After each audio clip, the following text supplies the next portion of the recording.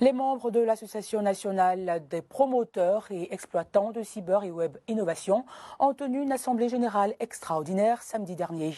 La rencontre s'est déroulée en présence de l'autorité de régulation des télécommunications TIC de Côte d'Ivoire. L'objectif était de permettre aux promoteurs et exploitants de cyber et web innovation d'opérer dans un cadre formel et réglementé. Stéphane Kwasi et Clarisse Kanyala nous en donnent le compte-rendu. Le samedi 13 avril dernier, à Trècheville, l'Association nationale des promoteurs et exploitants des cyber et web innovation a tenu une assemblée générale extraordinaire placée sous le signe « Réinvention des cybercafés en Wi-Fi de proximité et une jeunesse entreprenante ». Quel impact sur l'économie numérique et la digitalisation en Côte d'Ivoire? Cette Assemblée générale extraordinaire a pour but de permettre à ses membres d'exercer dans un cadre formel et réglementé. Aujourd'hui, cette Assemblée générale a pour but aujourd'hui de non seulement amener les uns et les autres à savoir que nous existons formellement et puis à permettre à nos camarades de pouvoir exercer dans une réglementation formelle. Et cela, c'est dans un travail collégial que cela peut arriver. Nous voulons vraiment exister, être légal vis-à-vis de l'État, avoir, n'est-ce pas, des formules adaptées à notre association. La transformation des cybercafés en Wi-Fi de proximité représente une véritable opportunité de développement pour notre secteur.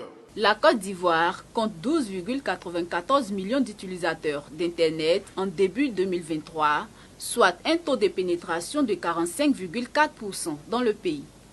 Présent à cette AG, Ja Rodrigue, chef de service en charge des suivis des obligations réglementaires et du service universel à l'ATCI, a saisi l'occasion pour inviter l'ensemble des usagers à travailler dans un cadre réglementaire. L'activité d'exploitation de cybercafé, il faut le dire, doit se faire conformément à la réglementation, notamment le décret sur l'identification des abonnés, le nouveau décret qui date de 2017.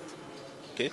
Et donc l'évolution qui est aujourd'hui proposée par l'association des exploitants de cybercafé doit également aussi rentrer dans le cadre réglementaire.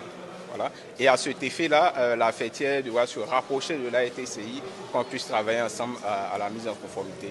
Et c'est le lieu justement de rappeler aux différents acteurs qui exercent encore dans l'illégalité, dans la non-conformité, de se rapprocher de la RTCI pour leur mise en conformité. En Côte d'Ivoire, l'exploitation des réseaux de télécommunications pour la fourniture de services d'accès à Internet est soumise à une autorisation conformément à l'ordonnance numéro 2012-293 du 12 mars 2012 relative aux télécommunications et aux technologies de l'information, de la communication. Par conséquent, la commercialisation de volumes data via le système Internet araignée est illégale.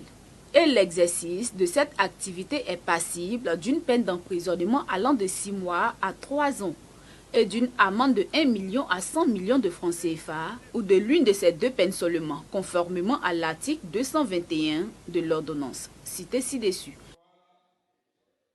Depuis plusieurs années, la Côte d'Ivoire est